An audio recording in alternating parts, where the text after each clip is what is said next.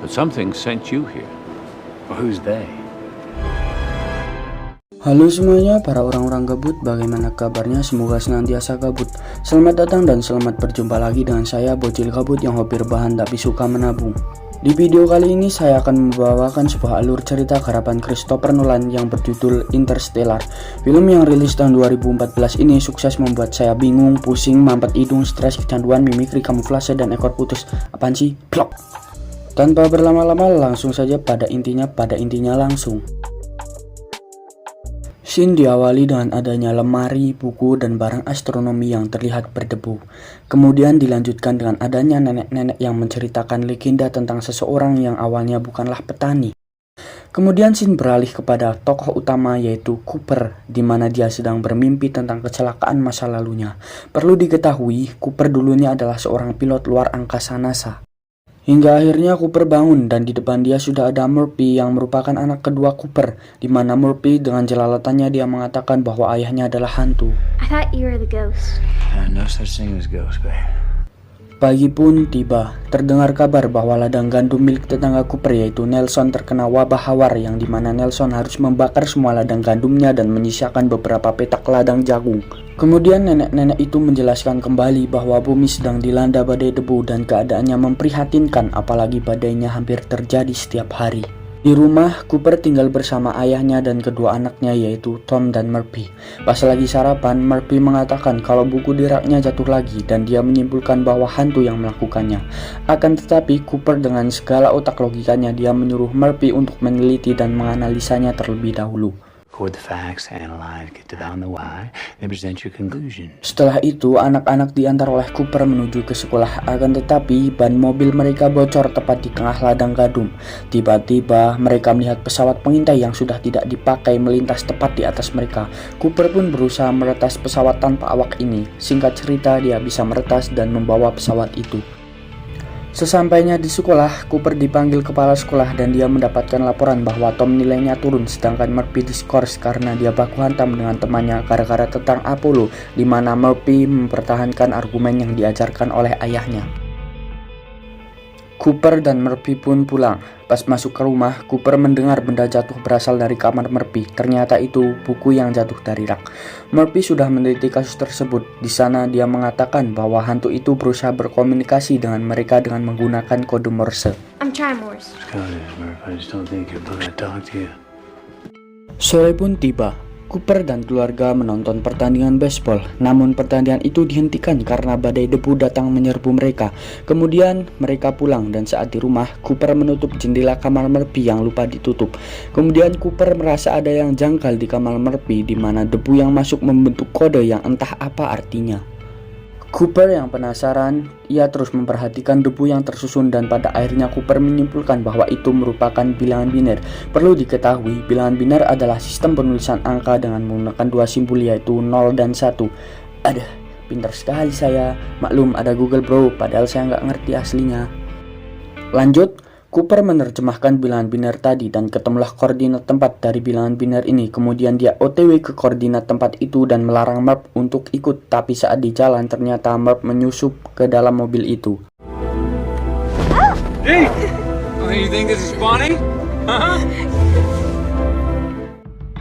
Pas sampai di sana, Cooper menemukan tempat dengan adanya pagar besi. Saat mencoba merangsak masuk, dia dikagetkan dengan munculnya robot yang kemudian membius Cooper hingga tak sadarkan diri. Robot itu bernama Tars. Kemudian datanglah Amelia Brand yang membawa Cooper ke tempat rapat. Di sana Cooper bertemu dengan Profesor Brand. Cooper menjelaskan bahwa dia mendapatkan koordinat tempat ini dari anomali debu yang terpengaruh oleh gravitasi dan membentuk bilangan biner. Dan ternyata tempat ini adalah NASA. Wow, NASA bro. Hard to explain. We learned these quotes from an anomaly. We're NASA. NASA. Setelah berbincang sedikit lama, Profesor Brand mengajak Cooper melihat pesawat Enduran yang bakal digunakan untuk nyari planet baru untuk tinggal manusia.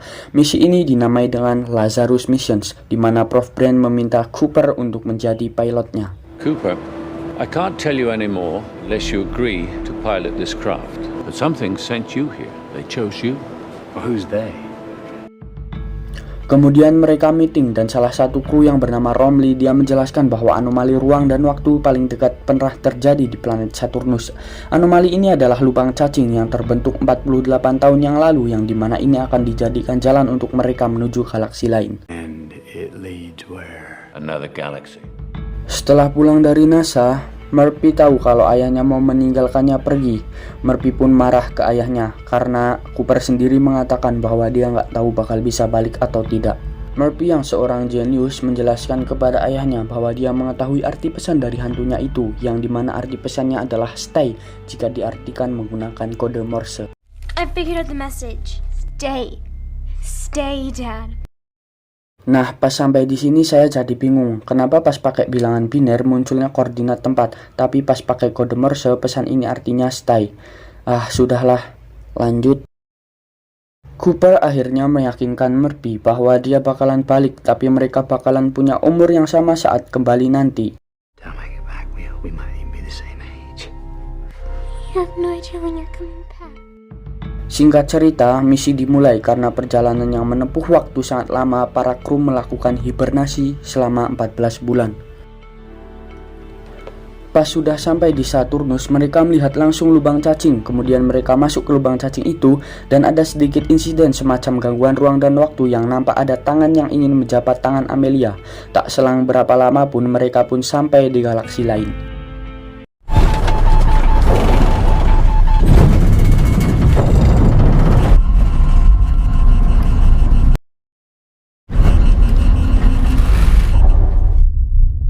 What was that? First handshake. Kemudian mereka menganalisa sinyal dari ketiga planet yang dikirim dari kru Lazarus pertama 10 tahun yang lalu. Nah, di sini saya jelaskan. Jadi, dulu NASA sudah pernah melakukan misi Lazarus ini 10 tahun yang lalu, di mana misi ini dipimpin oleh Dr. Mann, Dr. Miller, dan Dr. Edmund. Mereka pun berdiskusi mau ke planet yang mana dulu dan akhirnya memutuskan untuk ke planet Miller. Mereka harus kerja cepat dan tepat karena jika berlama-lama di sana, takutnya kehidupan di planet bumi sudah punah. Perlu diketahui bahwa di planet Miller ini 1 jam sama dengan 7 tahun di bumi. Ya dan enggak bro? Spend on that planet will be 7 years back on Earth. Plan A does not work if the people on Earth we pull it off. Mereka pun pergi ke planet Miller menggunakan Rangers dan meninggalkan pesawat Endurance di lubang hitam, menyisakan Romley dan robot TARS, robot canggih dan cerdas itu. Goodbye, Ranger. Setelah itu mereka pun mendarat di planet Miller. Di sana mereka cuma menemukan puing pesawat yang hancur dan masih mengirimkan sinyal. Beacon. Wreckage. Tiba-tiba datang ombak yang sangat besar dan menewaskan salah satu kru di planet ini. Karena pesawat mereka mesinnya basah, maka mereka harus menunggu kering yang memerlukan waktu 1 jam 45 menit, yang dimana artinya mereka menghabiskan waktu hampir 14 tahun bumi di planet ini. Saat ombak besar datang lagi, mesin pesawat akhirnya berhasil menyala dan mereka pun pulang ke pesawat Endurance. Tiba di pesawat Endurance, mereka melihat Romley sudah beruban dan menua. Dan yang kalian perlu tahu, kejadian tadi menghabiskan waktu selama sekiranya 23 tahun. Dan gak tuh? We've got years of messages stored. Sementara itu, Cooper melihat rekaman yang dikirim selama 23 tahun terakhir, di mana Tom anaknya sudah menjadi lebih tua dari Cooper sendiri. Dan pas di hari itu, Murphy anaknya mengatakan bahwa mereka kini sudah seumuran. Dan dia teringat bahwa Cooper dulu mengatakan saat mereka seusia, Cooper akan balik ke bumi, dan pada faktanya, Cooper belum juga balik. Today is my birthday, and it's a special one because you told me that when you came back we might be the same age. And today I'm the age you were when you left. It'd be a real good time for you to come back. Gak kebayang sih gimana sedihnya dari mereka. Saya aja yang nonton bisa ikut sedih, apalagi mereka yang ngelakuin ya. Untung saja ini film ya. Lanjut. Murphy sendiri kini bekerja bersama Profesor Brand di fasilitas NASA. Ia menjadi ilmuwan di sana, di mana dirinya membantu memecahkan rumus untuk membuat pesawat yang bisa mengangkut semua umat manusia ke planet lain. Singkat cerita, Profesor Brand sekarat, dan dia berkata jujur kepada Murphy bahwa dirinya tidak bisa menyelesaikan rumus pesawat yang akan dibuatnya. I'd need for him to come back. No, you can't leave. Hingga saatnya Cooper berada di planet kedua yang diyakini layak untuk dihuni. Ternyata lagi-lagi tidak ada tanda-tanda kehidupan dan cuma ada bongkahan es di sana. Sampai di titik sinyal berasal, mereka pun menemukan bangkai pesawat dari misi sebelumnya yang dipimpin oleh Dr. Mann. Dan ketika mereka semua masuk dan membuka Cyroslip, betapa senangnya Dr. Mann karena beliau berhasil diselamatkan. You have literally raised me from the dead. Terlihat Dr. Mann sedang menjelaskan mengenai planet itu, dan menurutnya planet itu layak untuk dihuni. Dr. Mann pun mengajak Cooper keluar dan melihat situasi, akan tetapi Dr. Mann malah mendorong Cooper hingga jatuh ke tempat terjal, dan ternyata Dr. Mann hanyalah berbohong tentang planet yang layak dihuni. Dia cuma ingin membajak pesawat mereka dan bertahan hidup untuk dirinya sendiri. Akibat kejadian itu, Romley harus tewas karena ledakan di markas Dr. Mann. Sementara itu, Cooper berhasil diselamatkan dibawa kembali oleh Amelia.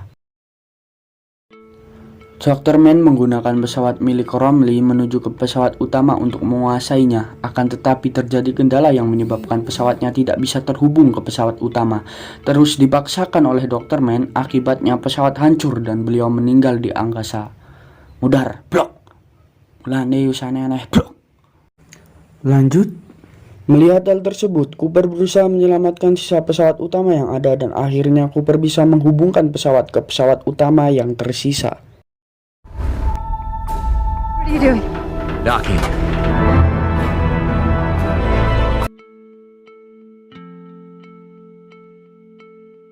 Dirasa mereka tidak bisa kembali ke bumi karena persediaan yang terbatas, mereka pun melanjutkan perjalanan ke planet ketiga yang mungkin saja layak untuk dihuni. Tapi masalahnya, bahan bakar yang tersisa tidak memungkinkan untuk sampai di sana. Ternyata Cooper memiliki rencana lain di mana dia akan mendekatkan pesawatnya ke lubang hitam yang dimana memanfaatkan gaya gravitasi, di mana itu akan mendorong pesawat mereka dan mengirit bahan bakar hingga sampai ke planet ketiga. Hingga saat satu persatu pesawat kecil mendorong pesawat utama, hal itu membuat pesawat kecil kehabisan bahan bakarnya. Robot Tars dan Cooper pun mengorbankan dirinya dengan tujuan untuk mengurangi beban, dan pada akhirnya Tars dan Cooper pun tersedot ke lubang hitam yang dimana mereka tidak tahu akan tersedot dan dibawa kemana.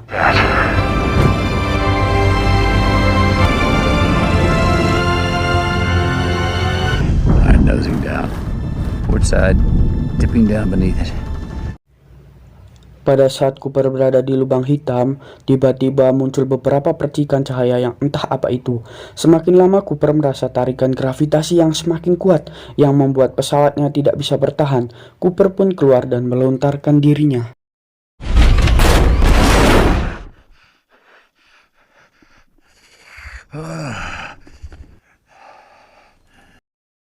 Yang terjadi kemudian, kita bakalan melihat bola yang dimana Cooper jatuh ke bola tersebut.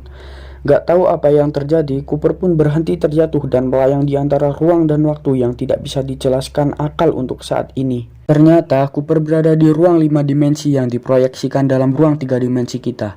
Faktanya, Cooper berada tepat di kamar Merv anaknya. Cooper pun memukul-mukul rak buku hingga bukunya terjatuh. Berharap Merv mendengarnya, Cooper pun terus berteriak memanggil namanya. Tetapi seperti yang kita tahu bahwa walaupun Cooper bisa menggerakkan benda di sana, tetap saja mereka berada pada dimensi yang lain yang tidak memungkinkan untuk berkomunikasi secara langsung. No, no, no, no, no, no, no, no! Merv! Dengan kode Morse melalui celah buku, Cooper berusaha berkomunikasi dengan Murphy. Hingga saat Cooper melihat dirinya sendiri di sana, Cooper memaki dirinya sendiri agar tidak meninggalkan Murphy. Make him stay, Merv. Don't let me leave, Merv. Don't let me leave, Merv. No! No! No! Hingga di waktu yang sama di planet bumi, Murphy yang sudah dewasa mengenang kenangan terakhirnya. Dan secara kebetulan akhirnya Murphy sadar bahwa hantu semasa kecilnya adalah ayahnya sendiri, yaitu Cooper. It was you. You were my ghost.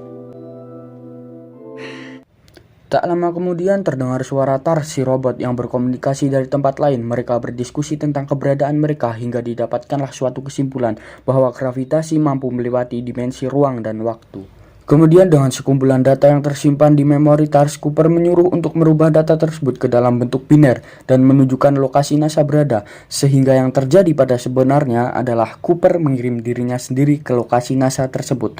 Selanjutnya Cooper meminta untuk mengubah data tersebut ke kode Morse dan Cooper akan menyampaikan kode tersebut melewati jam tangan milik Murphy.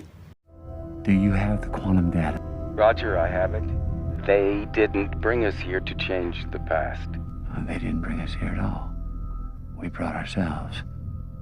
I brought myself here.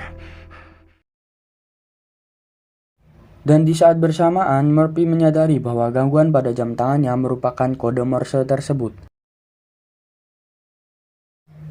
Dan saat dimensi tertutup, Cooper melihat Amelia yang melewati lubang cacing yang lagi-lagi terkuak fakta bahwa makhluk yang bersalaman dengan Amelia yang berada di scene awal-awal tadi itu adalah Cooper.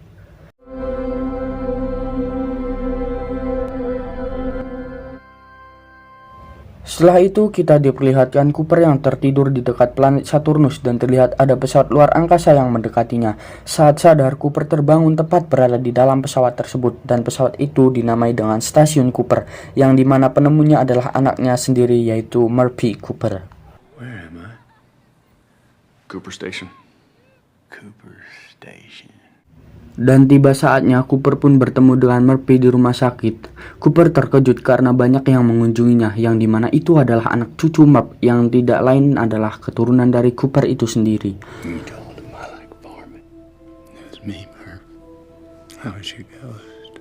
Di adegan ini terlihat bahwa Murphy memiliki usia yang lebih tua dari ayahnya sendiri yaitu Cooper. Murphy pun menyuruh Cooper untuk menyusul Amelia di planet ketiga. You go.